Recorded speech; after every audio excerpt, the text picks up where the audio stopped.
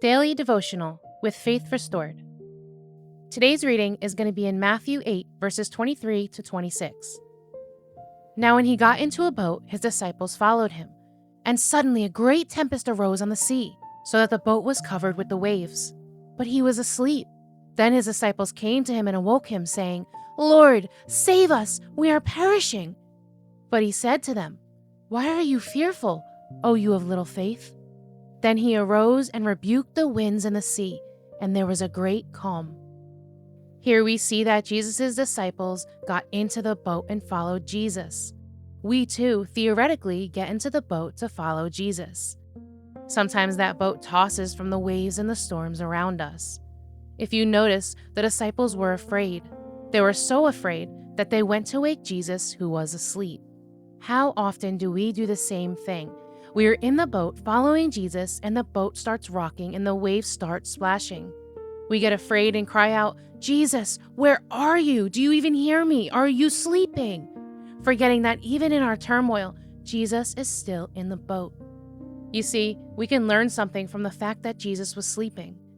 He wasn't sleeping because he didn't care that the men were afraid. He was sleeping because he already knew the outcome. Jesus knew exactly whose hands they were in. His Father's, and he trusted him to protect him. He trusted that wherever the storm took them, it was God's will, because it was his hands that were on the wheel. We too need to be like Jesus. When storms come, and they will come, we need to quickly remind ourselves that we're not in the boat alone. And although the waves may be raging around us, they don't have to be in us.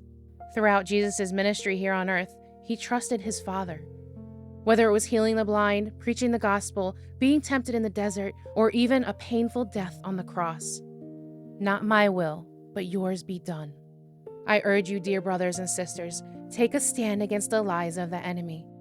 When the storms rage, remember that Jesus Christ was unfazed by his surroundings. We too need to have the same mindset.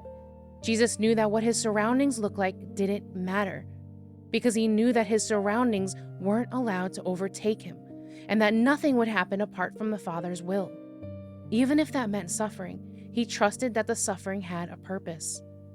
We don't belong to the circumstances, the trials, and the pain that we face.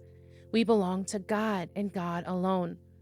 So the next time that the storms come raging, and they will come raging, tell them to be quiet, because you no longer listen to the storms, you listen to God. His voice is the only one that matters. The storms say, "Be scared, be intimidated, be fearful. Things will never get better." But God, he says, "I love you. I will never leave you. I am with you always, and I will work this all together for your good, even the hard parts." So here's your question.